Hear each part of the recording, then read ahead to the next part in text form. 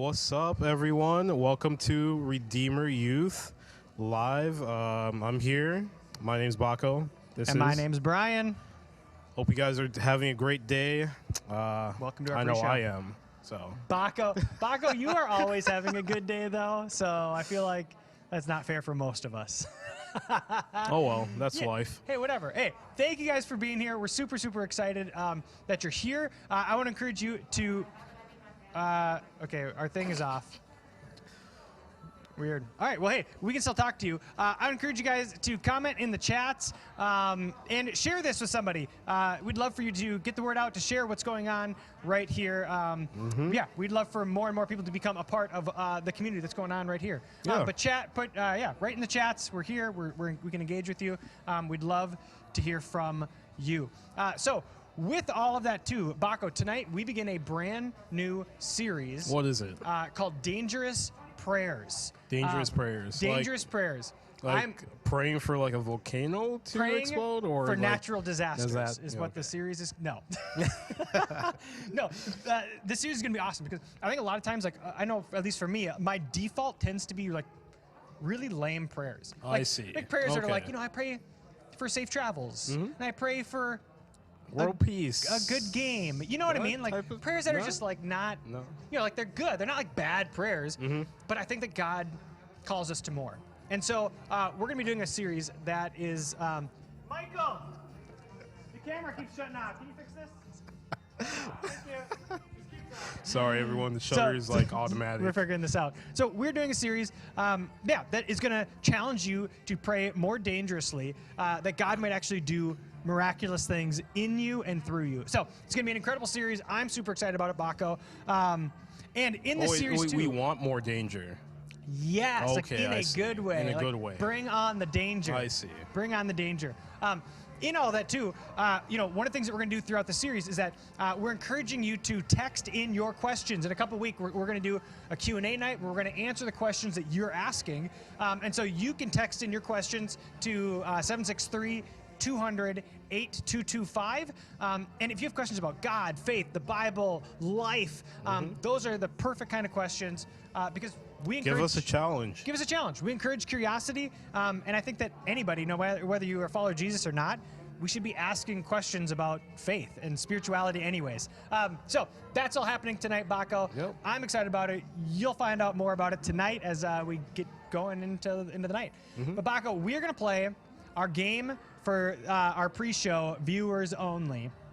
And this game, I think, is appropriate. It's a game that people play all the time, and it just never gets old. We're going to play, Baco, a game called, where are we? Which is Worse. All right, we're playing Which is Worse. Really simple. Yeah. All right, 2 options. You have to decide which one is worse. It's that easy, okay? Yep. Not difficult. So let's jump into our first Which is Worse. Cereal without milk or pancakes without syrup? Ooh, I gotta go with. Oh man. I know, right? This is a hard one. They're both horrible. They're both horrible. Yeah, both of them without. They're just dry in general. I gotta go with pancakes. Pancakes without Pancakes, syrup? yeah. I would 100% agree. I feel like cereal without milk, you can at least like put it in a baggie and like snack on it. Yeah. I would never put a pancake in a baggie and like just nibble on it like a mouse. Like that seems weird. Yeah, That seems weird. Pancakes get dry and crumbly, and it just Dry gets harder to pancakes eat. are a no-go. So, Put syrup on your always pancakes. put All right. extra syrup Next on one. it. Which is worse, Baco? Writing a 5-page book report or reading the book to write about it? I gotta say the. Ooh. It's tough. Reading it or writing it? Reading it or writing it? Ooh, I got probably reading it. If it's a boring book, you just can't go on. I feel like I 100% agree with you. I have learned the skill of just kind of making it up as you go. When it comes to writing, you're like, okay, I've got this one idea, and I'm going to write 5 pages about this one idea and just talk about it from 19 different angles, right? Right, Where a right. book is like, you just got to sit down and do it. I was never a book reader back in the day. Now I read books all the time. I don't know what it is, but which is worse, reading a Probably book. found books that you like. I agree. I want to hear what you think. Again, put your answers in the comments. Here we go. Which is worse, Baco? A hot dog with no toppings, or a chicken nugget with no sauce? I gotta go with chicken nuggets. Chicken nuggets with no Yeah, sauce? Chicken nuggets with no sauce. See, I think it totally depends on the chicken nugget. Like, I Right. could eat a McDonald's chicken nugget with no sauce. I don't know that I want to do that with a Burger King chicken nugget. Right. That Right? makes sense. Like, it depends on, and it kind of depends on the hot dog. Is the hot dog, like, kind of a ratty hot dog, or is it like a good, like, ballpark Frank? I'm at Right. a baseball game. Like, I don't know. It just really depends, But, I guess. okay, I feel like we're not playing the game right. I feel like, or at least I'm not playing this game right. I'm like, well, let me get It's into chicken nuggets, for nerdy. I sure. don't know. Okay, here It's we that go. one. Okay, which is worse, cold hot chocolate or warm chocolate milk? Which one's worse? Which is worse? I like both of them, to be honest. Yeah, I feel like I warm like chocolate milk is warm just chocolate milk is hot great. chocolate, isn't it? Yeah. Well, yeah, true. Yeah. Not just hot chocolate. And then cold. Hot chocolate is just cold chocolate milk. Yeah. Okay, but which is worse? Which one, was worse? Which one would you I'll rather? go with cold hot chocolate. I mean, Cold- isn't that just cold chocolate? Wait. I don't understand. It My can't be head cold, hurts hot thinking about this chocolate. one. Okay. That just cancels it out. All right. Clearly, we don't have a clue. You need to answer this for us because we got nothing. All right, next one. Okay, which is worse?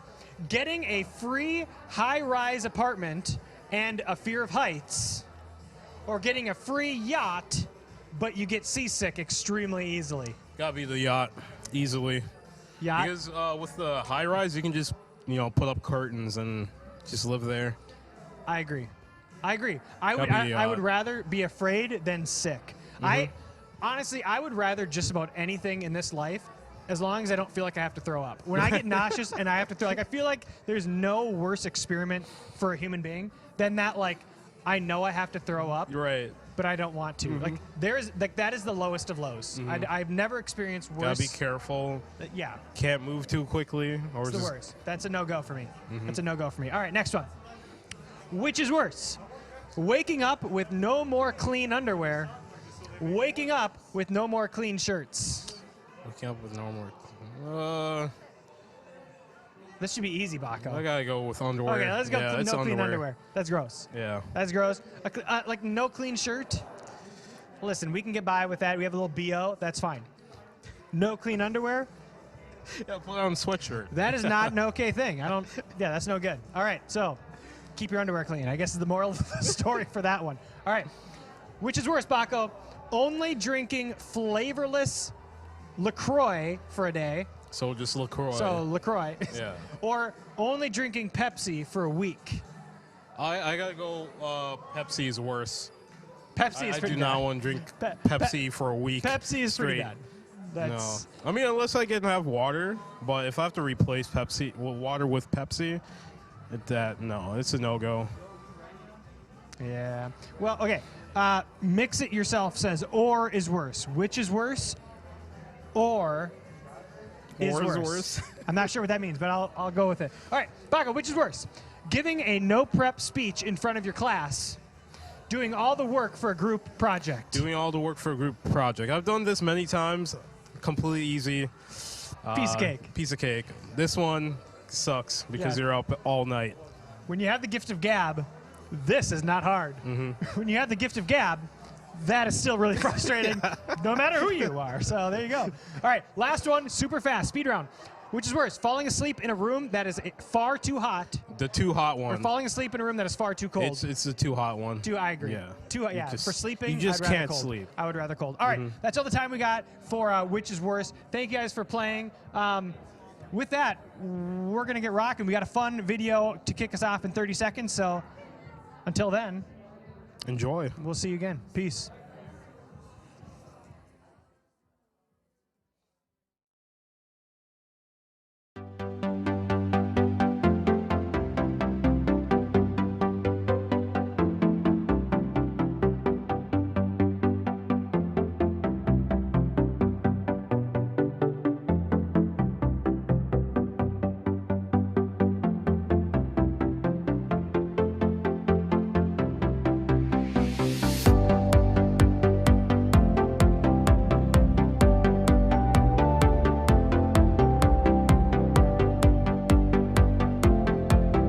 Blizzard from Frozen. Hey guys, it's Brian and Nate here. We are gonna do the Hot Wing Challenge, but with that, I'm gonna be asking Brian some weird questions and see what his answers are, But this whole time, we have to be eating hot wings. Brian, are you ready? It's game time. All right. So our first wing is the hot buffalo wings from Buffalo Wild Wings. And our first question, Brian, Marvel or Star Wars? If you had to choose one for the rest of your life, you can't watch Marvel. any other. Marvel or Star? I can't. So movies in particular. So we're Movies. talking primarily movies. Movies. That's a hard one. Okay. Gut reaction. Yeah. Star Wars. I would go Star Wars because I am a Star Wars nerd. Okay. But Marvel has so many more movies. That's true. 23. But Star Wars is going to have so many more movies, TV shows, all kinds of stuff. I think I'm going to go Star Wars in this one. Okay. I think I would go Star Wars too. This wing has a little kick, but not as much as I thought it would. So it's a good base. It's a good base. Hot wings aren't bad. Yeah. Number 2 wing is the wild. So it's a couple of steps up from the hot. So let's see. About to get wild. Yeah. If you had to pick one sport to play. To play. To Okay. play. Not to watch, to play. One sport to play. What would you do? I would probably play football. Really? I play football. Did you play football in high school? I played football in 8th grade. Okay. I was short, but I was fast.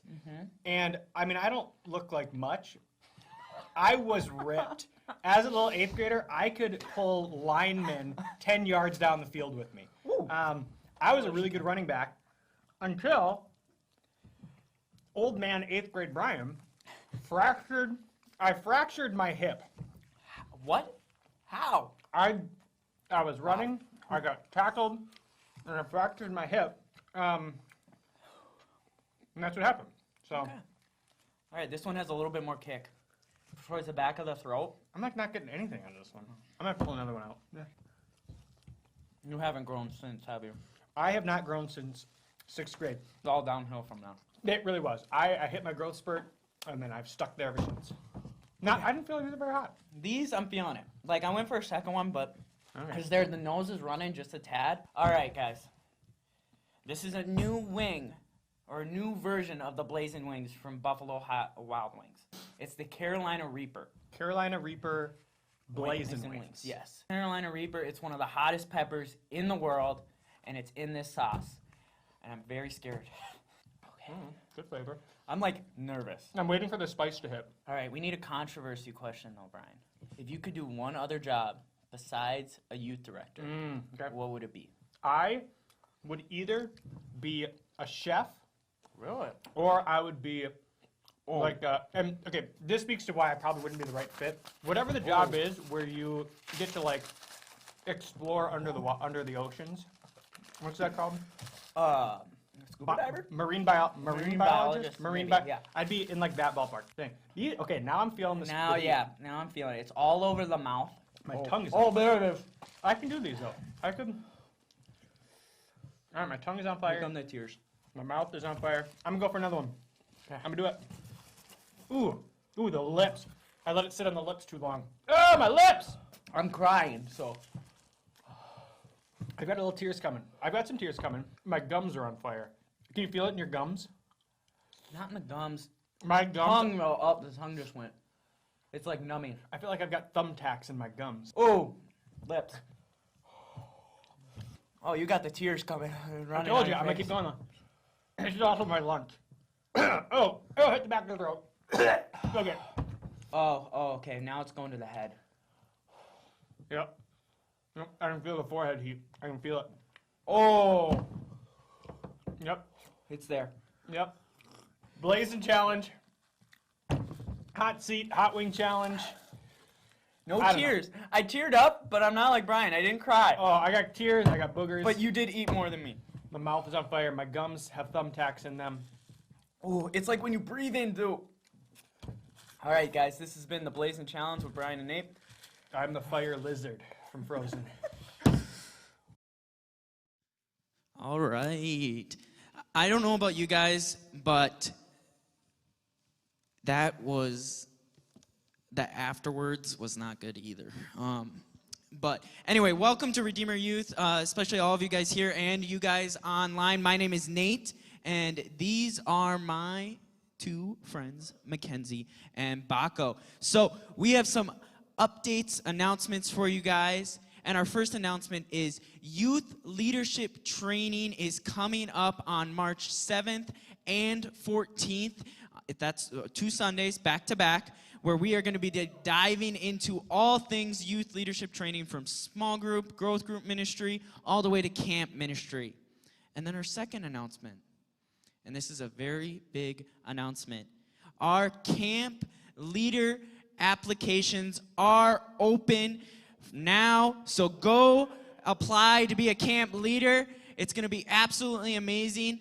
The full-time staff applications are due on the 2nd Sunday of March, and then all other camp leader applications are due on the 4th Sunday of March, or the last Sunday. All right? You guys ready to play a game? No. No? Not really. You're not ready? What about you, Baco? I guess. All right. So we are going to play a game today called Danger the Game. Now, here's the gist of what's going to happen. There is a box of cards right here. There are 4 types of cards. There is a danger card. Everybody see it? Danger card. There is a tool card. It's a green card. Tool card. There's a skill card. It's blue. And then there's a plot twist card. It's red. So, each of us are going to draw one of each color or each card. And then one at a time, we are going to flip it. So if Baco goes first, he'll flip all 4 cards. And so, let's say the danger card is your enemy of your enemy is no longer your friend. And then the tool card is a fake police badge. Your skill is you are a hunky spelunker, whatever that means. And then the plot twist card, and it has historical significance, so destroying it is not an option. So you have to take all 4 of these cards and make a story out of it. And then the audience, you online as well, are going to vote on who has the best story. Mackenzie is... This is not my forte. It's not your forte. Not good at this. All right, what about you, Baco? You ready? I think so. All right, so I am going to draw first, and then you guys can come and draw as well. So the order in which you want to flip them, though, is you'll do the danger, then the skill, then the tool, and then the plot twist, okay? Questions? I have to do it in an order. Yes. Okay. Mackenzie is not ready for this. I don't like this. All right, so you guys can come and draw your cards, and I will go first, okay?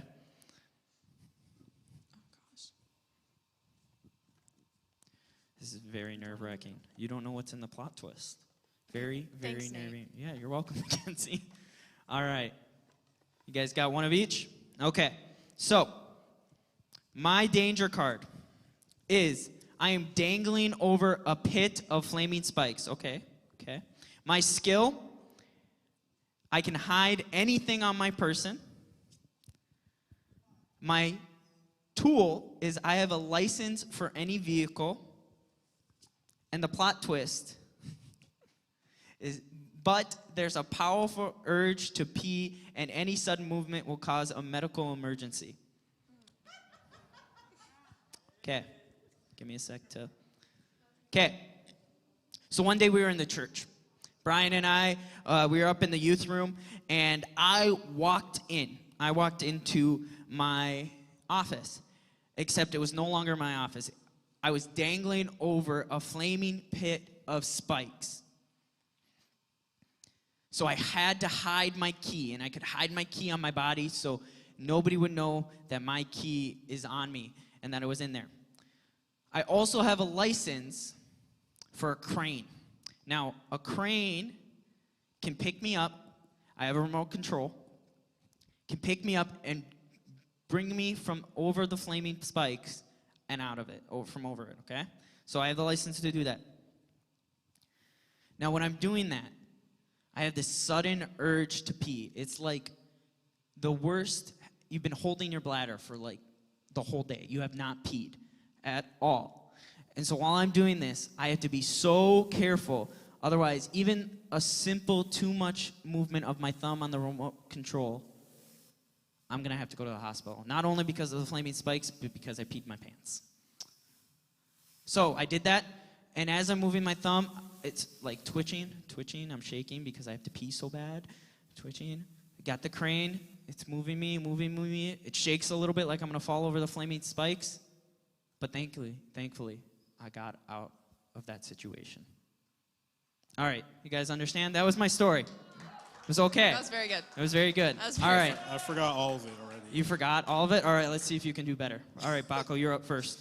All right, my danger card is a lock in the cage with a severely upset polar bear. Or no, bipolar bear. Bipolar bear. So is it a polar bear or is it a bear that's bipolar? Both. Both. Both. Okay. I don't know. All right, and then my second card is skill, silence any sound within 1 block radius. Okay.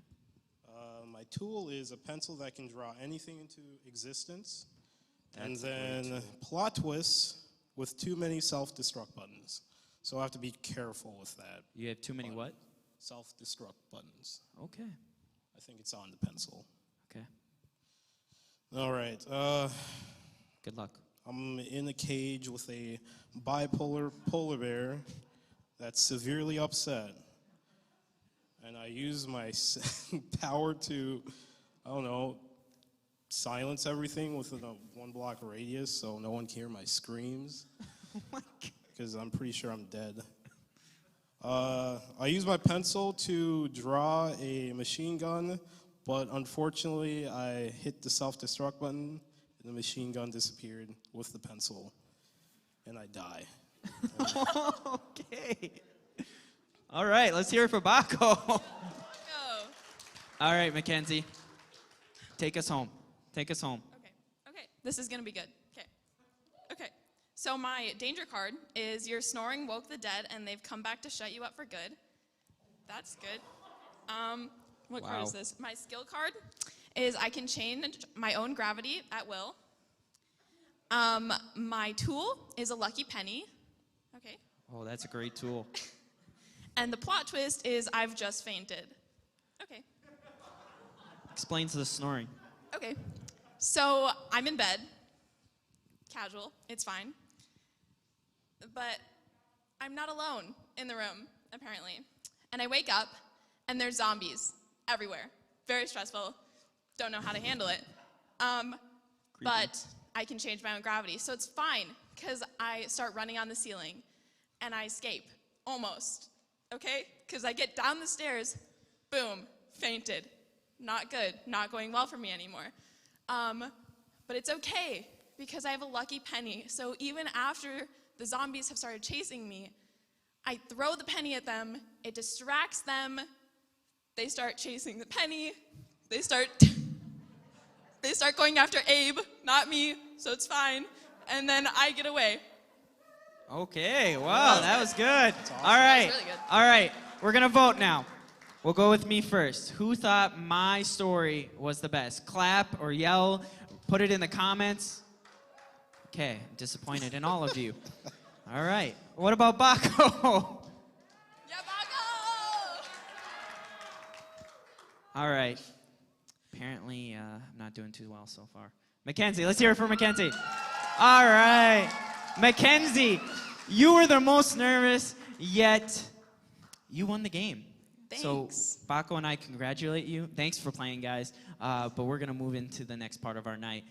Thanks for playing along with us, guys. We loved having your input. I wish the outcome was a little bit better, but Hey, all right. So if you guys want to look up at the screen, we have a little something for you.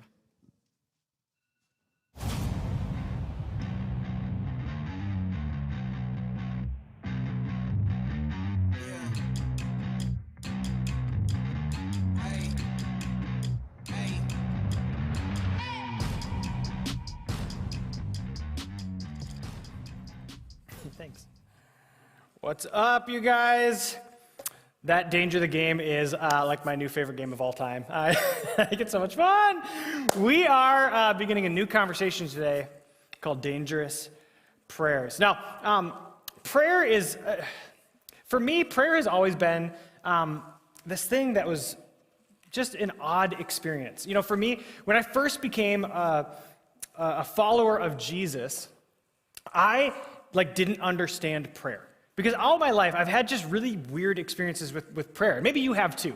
For me, when I was a really, really little kid, I would pray the bedtime prayer, right? And you guys, maybe some of you are familiar with this, right? Now I lay me down to sleep, I pray the Lord my soul to keep.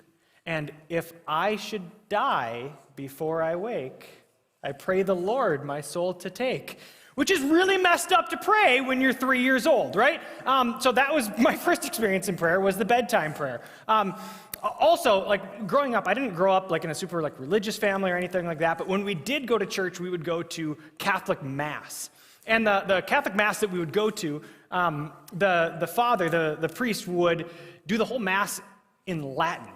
And so he would read the Bible in Latin, and then he'd break out into song in Latin, and he would pray in Latin, and I understood none of it. So there was the Latin prayer experience for me. So I had bedtime prayer, I had the Latin prayer, and then if you've been around church people long enough, you know of the long-winded prayers, the person who just prays and they just keep going and going and going, and it lasts forever, right? When I first started volunteering in youth ministries, I had one of those long-winded prayer people on my team. In fact, we were in a kind of a huddle. We were praying for the night one night, and this person had been praying for actually 10 or 15 minutes. Actually praying for that long, to the point where we're standing up in a circle, and the girl next to me, not praying, had locked her legs for too long. And because blood flow stopped, she literally went down to her knees, face first, fainted, passed out because of how long this prayer was, and the person kept praying. So there's the long-winded prayer, all right? We've all experienced that person. Long-winded prayer. And then there's the screaming prayer, right? The person who they can't help but scream when they pray. This is when you watch a movie and you see the over-obnoxious religious person. That's that kind of pray, right? The dear Jesus, I just pray God that God you, and they would say God 20 times in 5 seconds. And you're dude, I think God hears you. You're deafening me. I'm sure God understands what you're saying here, right? There's the screaming prayer person, which I've experienced. Really uncomfortable. And then the classic reciting prayer, right? And again, if you've been to the Lord's Prayer, right? If you're familiar with church stuff, Our Father who art in heaven, hallowed be thy name. Thy kingdom come, thy will be done. And you all say it together as the whole congregation, the whole church says it together, the reciting prayer. I've never liked reciting prayers, right? I respect the Lord's Prayer. I don't like the Lord's Prayer. I don't like it because, one, I have never once used art, thy, and thou in a sentence in my entire life. Never done it. But also, I have problem saying things in the same cadence and pace as everybody else. Whenever I say the Lord's Prayer, I either say it way too fast or way too slow. I don't like reciting prayers. I'm not good at it. I don't like it. And then finally, this is the kind of prayer that middle schoolers, you're probably going to start dreading this soon. And high schoolers, you've either dreaded this in the past or you're going to start dreading this, right? Is that moment when somebody asks you to pray out loud. I can remember the first time somebody was like, hey, Brian, would you mind opening us up in prayer? And I was like, I'd rather eat glass. I don't want to do that. Praying out loud, nobody told me how to do that or what, but you want to do that? No, I don't. For me, prayer growing up was always this weird experience for me because I knew that as a follower of Jesus, I knew that as a Christian, that I was supposed to pray, but nobody ever told me why.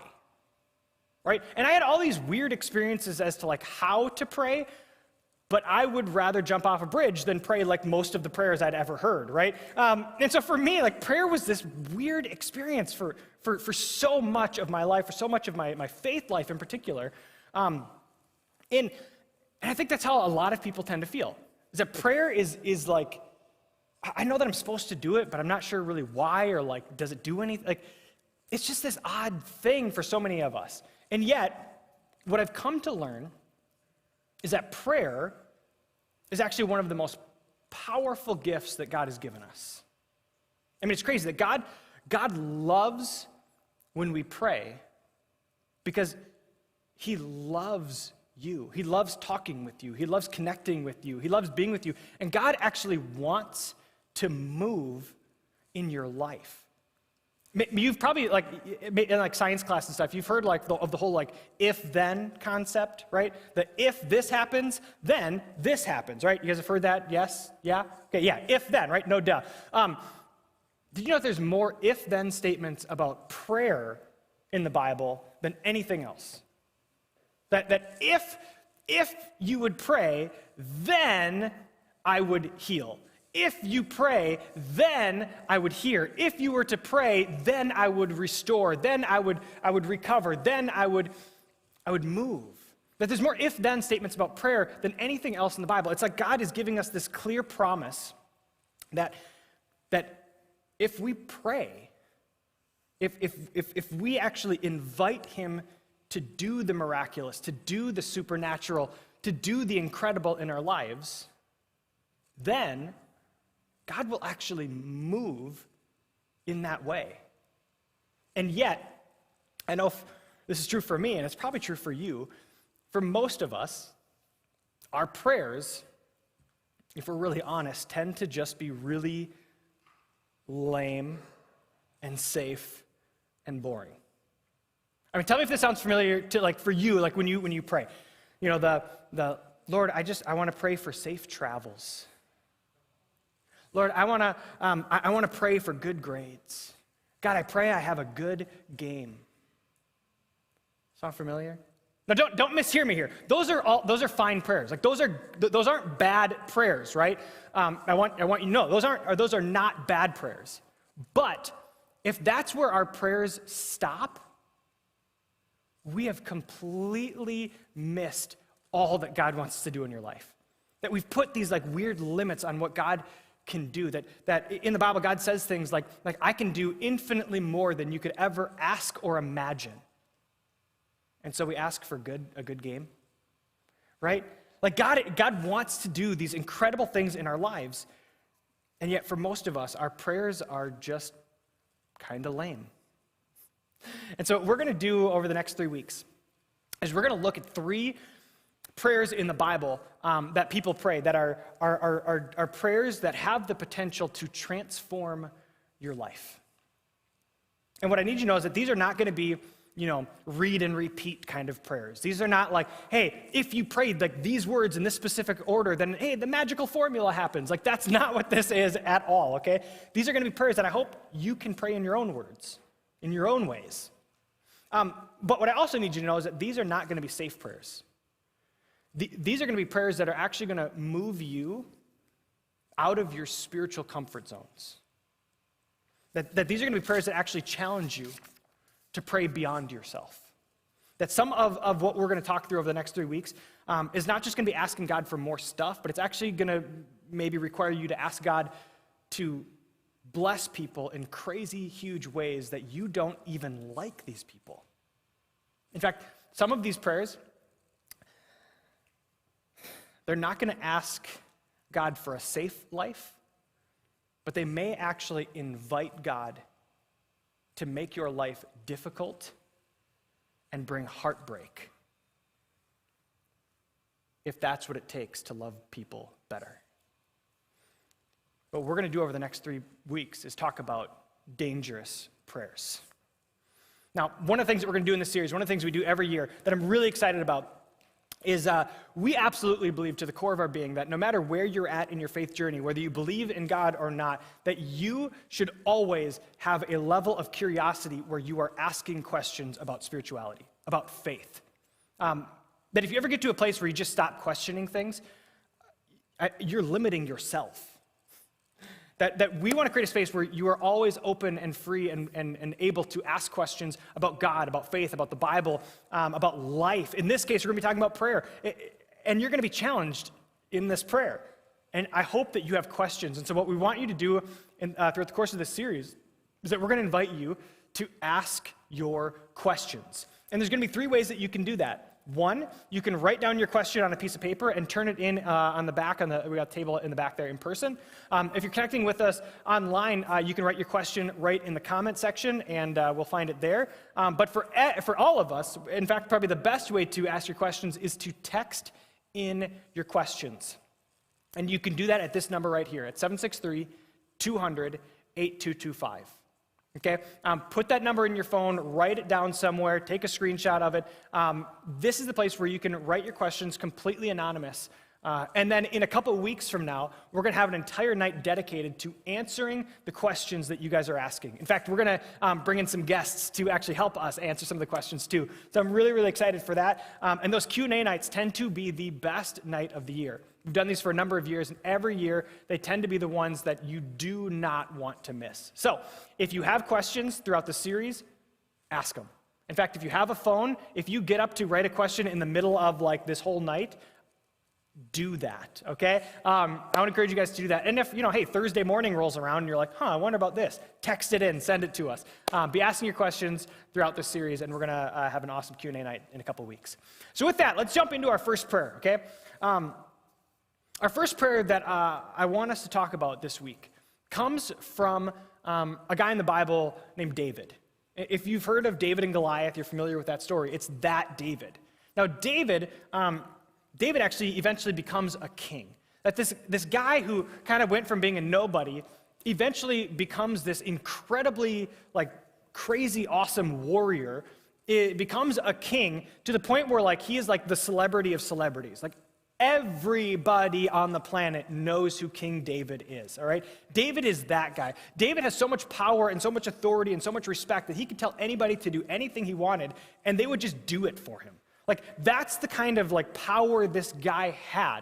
And yet David chose to take the posture of humility. That even though David could command anyone to do anything and they would just do it for him, when it came to his relationship with God, he was never too good to hear honest feedback from God.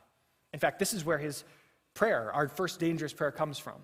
It's from King David, in a prayer that he has for God to become even better than who he was today. It's a prayer that's found in Psalm 139, verses 23 and 24. And this is what David prayed. Search me, O God, and know my heart.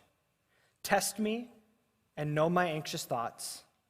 Point out anything in me that offends you, and lead me along the path of everlasting life.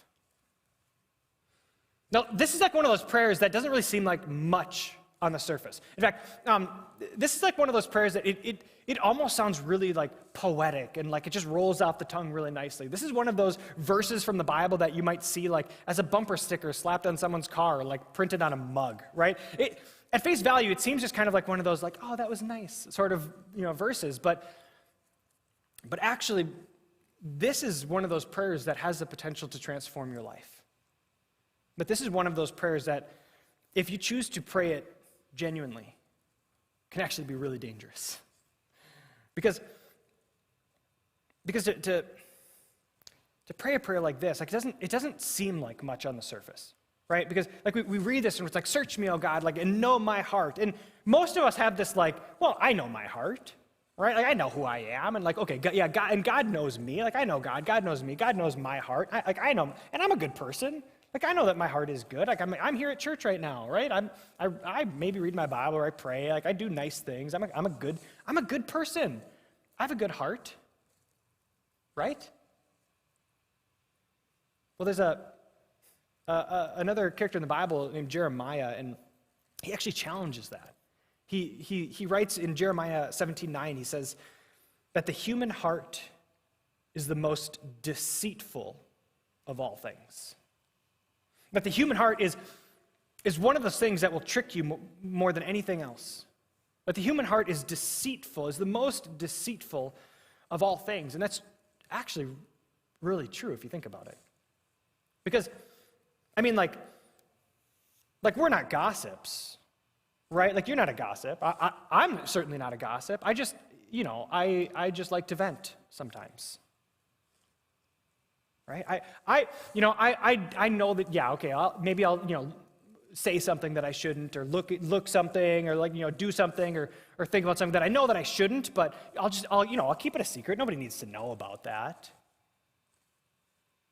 Right? Like I'm not materialistic. I just like new things. I just like to have stuff. I'm not greedy. I'm not a greedy person. I just don't have anything that I can give, really. I mean, I'm a good person, right? I don't have a problem, right? Okay, I know I've got my quirks, but that's just who I am. I don't have a problem. The heart is deceitful. It's deceiving. And that's why this prayer is so dangerous. God, know my heart. Search me and know my heart. See, for me, I became a follower of Jesus right when I was about going into 9th grade. And I'd been following Jesus. I'd started reading my Bible, and I was trying to figure this whole thing out. And it was right around the middle of 9th grade that I started to pray a version of this prayer. Right? God, search my heart, and God, point out anything in me that would be offensive to you. Right? I started praying a kind of a version of this prayer. And at the time, I really only had one other person in my life who was really a Christian, who was really following Jesus. Like I had people who were Christians, but only one person who was really actually pursuing God. Her name was Trisha. And I was at school one day, and I happened to be in a group of friends right across the hall from my friend Trisha's locker. And she was at her locker, and we're having a conversation about I don't know what, but I said it loud enough for Trisha to hear. I said somewhere in the middle of this conversation, I said, "Oh my God." And Trisha just kind of, she just really humbly walked over and pulled me aside, and she says, "Brian, you can't say that anymore. You're a Christian now. God's name should mean more to you than that now. You can't just throw it around like that." And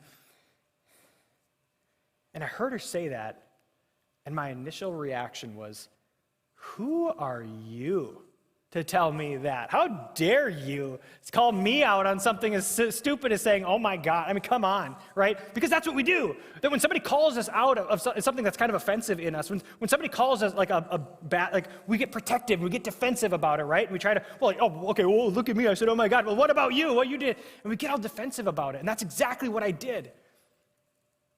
But she was absolutely right. I mean, in that moment, she was the voice of God calling something out in me that I didn't realize was there. You see, I, as a follower of Jesus for just a few months, I was talking the talk, but I was not walking the walk. I mean, for me, it was so much more than just these words that I said. It was so much more than just, throwing God's name around flippantly. It was this mindset that I had, this heart thing in me where I just didn't really think that God mattered that much. And so why would his name matter that much? You see, this moment for me, it changed me. Not instantly, but over time.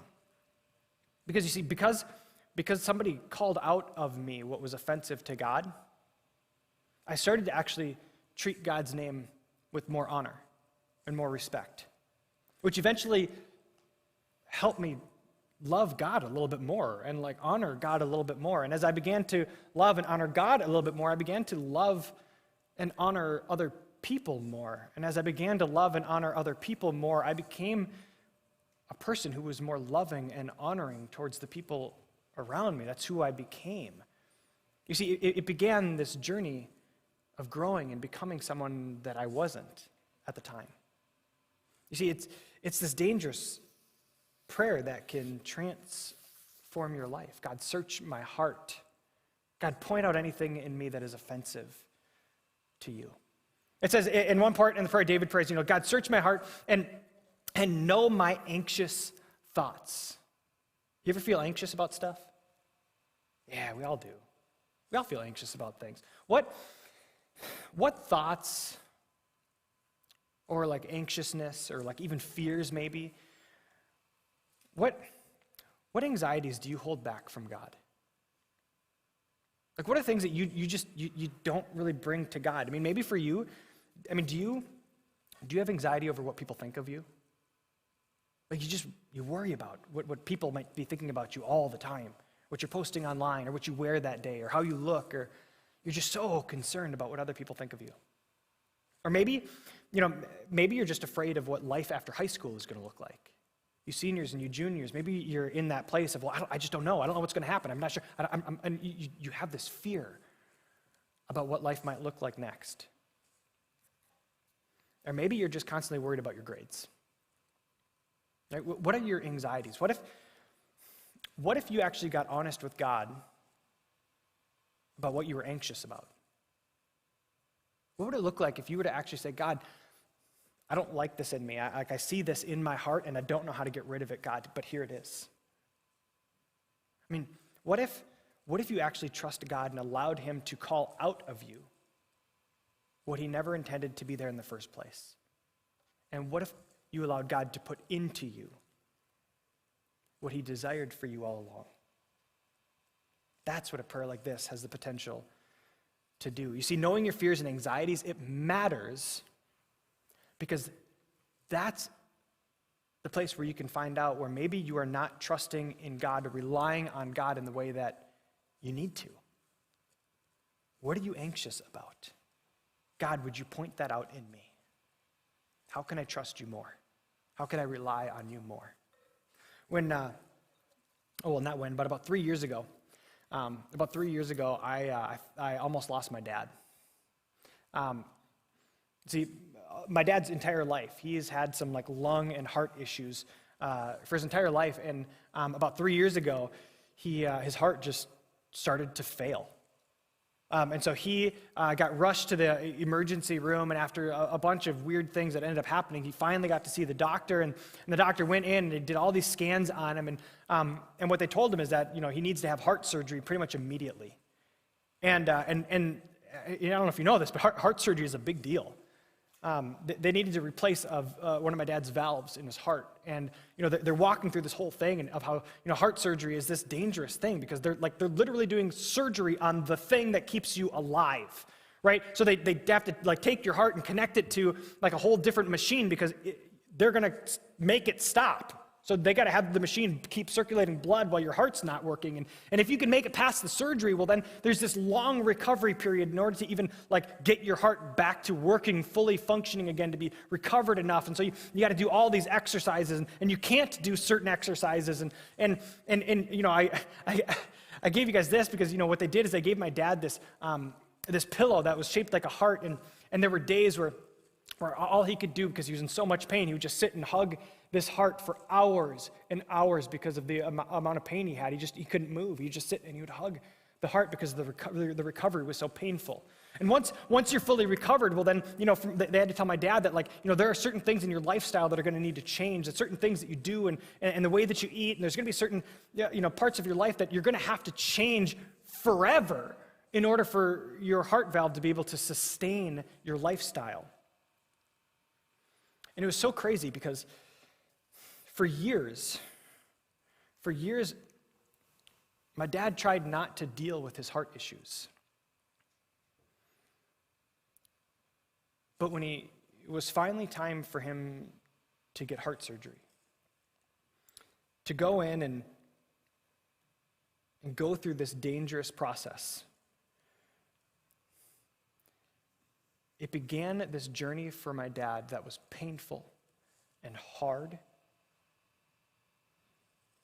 But he is now healthier than he has been in decades because of what the surgery forced him to go through.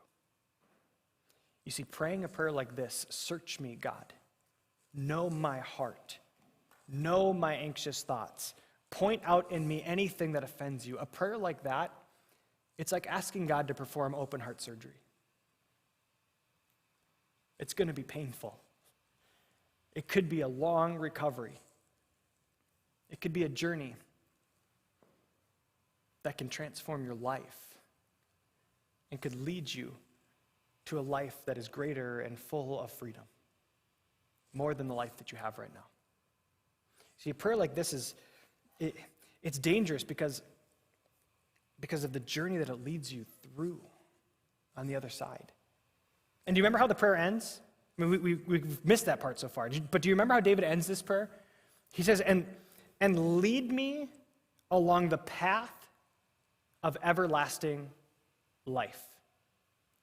You see, this whole prayer, search me, God, that God is not interested in beating you up and making you feel bad and making you feel guilty and ashamed of the stuff that, maybe you've been hiding, that's like hidden somewhere in your heart. Like, God's not interested in any of that.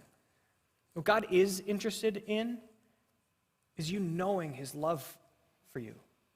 What God is interested in you having the kind of life that is so full of love and joy and peace and hope and freedom. And prayer like this, it's dangerous because it invites God not just to look at the parts of you that are good, but the parts that are ugly too. But here's the good news, is that God already knows your heart. Right? I mean, he does. God already knows the ugly that's in you. God already knows the good that's in you. And when you invite God to speak into that and to call that out in you, all it is saying, God, make me aware of it too. Because God, we need to deal with this. That if I want to walk closer with you, if I want to move into the life that you're calling me to live into, then God, you got to open my eyes to my blind spots. You got to open my eyes to the things that are hidden in my heart that I'm not aware of. Or maybe that I am aware of, but I haven't been dealing with. See, heart surgery, it isn't pretty. It's a long journey, but it's a journey that leads to a greater life of freedom. And if there is a greater life and a greater freedom on the other side of heart surgery, then God, search me.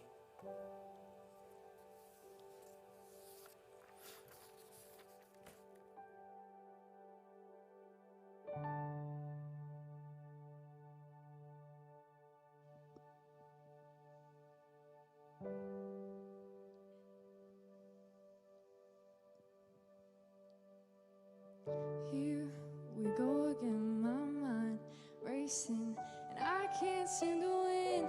All these crazy thoughts and feelings, like it never ends, until your voice breaks through my noise.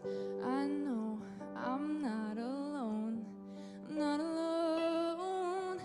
You will fight my battles if I will just be still.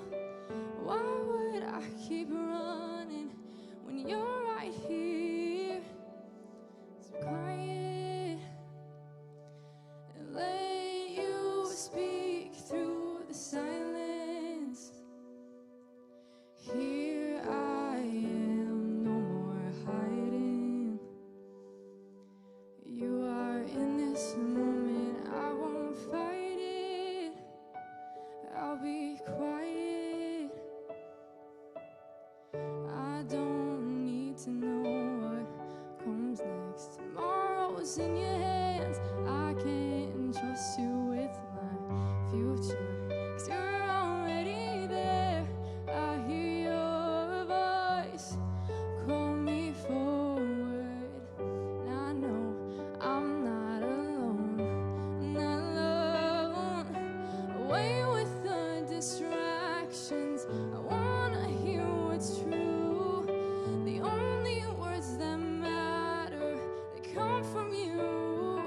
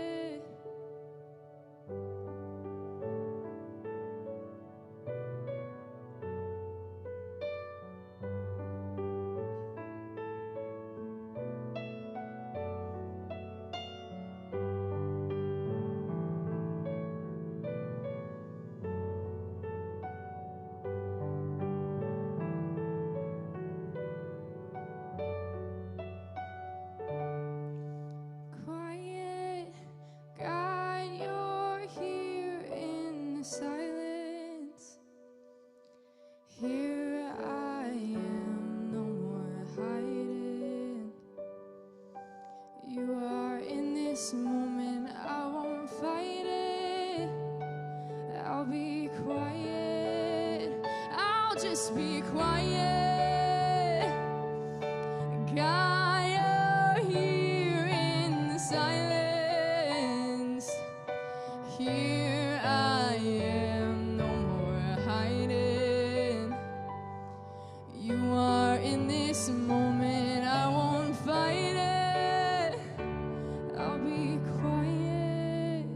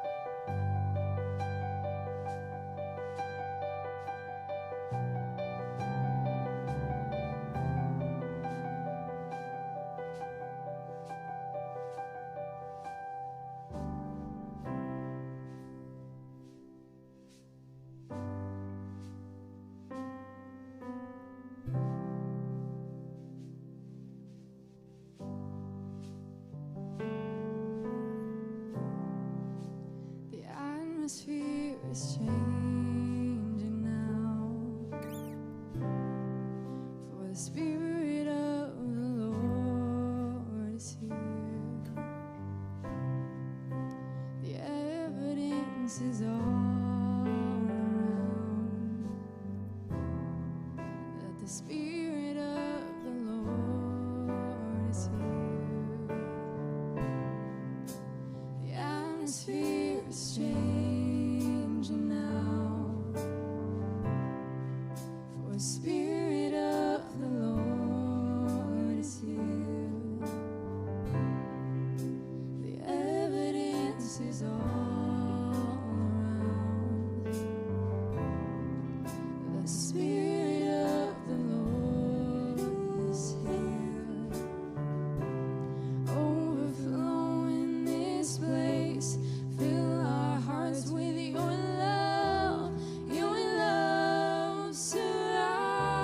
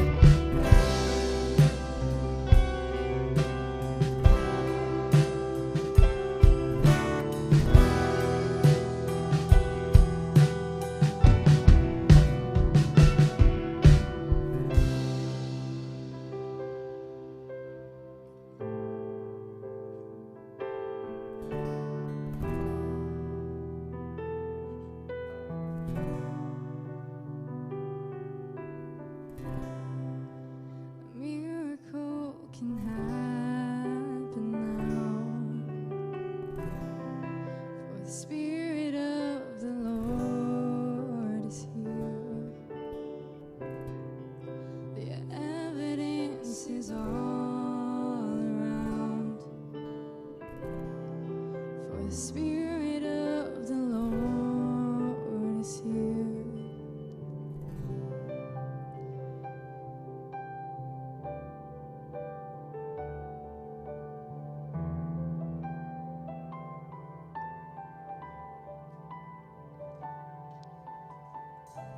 Dear Heavenly Father, thank you. Thank you. Thank you for being a God that we can come to and say, search our hearts. Search us, Lord. And let us know if there's anything in our lives, rather if it's you, as little as venting. And that we can still come to you in that mistake, in that thing that offends you, and there's grace. Thank you for that. Thank you for that grace. In your name we pray. Amen. It's just crazy to me that as I'm sitting over on the side and thinking to myself, dangerous prayers, it's not something that I would have thought I would ever have heard. But yet I'm sitting there and thinking to myself, have I ever prayed a dangerous prayer? And I know that there's probably some of you guys that haven't either. And I want to say that Brian and we've both been there. That step is scary. And I say that even now knowing that it's scared, that I'm scared.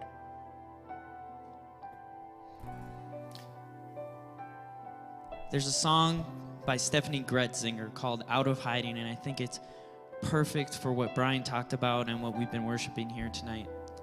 It says, come out of hiding. You're safe with me. Now, that's very key, the safe with me. The journey's not always safe. The journey is not always safe. God will take you places that you never thought you would be. But in the end, that everlasting life that David talks about in the verse is safe. In the end, it turns out all that hardship was for good. All because you took a step with a dangerous prayer. And I say that to myself as much as I say that to you guys. It's hard at first, but in the end, it's all worth it. So, I know today is also Valentine's Day, which I love that, little hearts on Valentine's Day. But, I think so often what we can do in a day like today is to just really get caught up in the, romantic kind of love of like, oh, well, do I have that boyfriend or the girlfriend, or do I have that person that loves me? And what is so amazing about following Jesus is that no matter where I'm at in like that whatever element of love life, like I know that I have a God who loves me more deeply than I will ever know or experience by any person on this planet. And what a perfect reminder to say, God, search my heart. That if there's anyone that you can trust your heart with, it's God. If there's anyone who can point out something that might be a little bit off or toxic in your heart in a way that is so gracious and gentle, it's God. And so although tonight, the prayer that we talked about may be the most dangerous prayer you've ever prayed, you can know that you will walk through that dangerous journey with a God who loves you more deeply than you would ever think or imagine. So tonight, I encourage you to do that.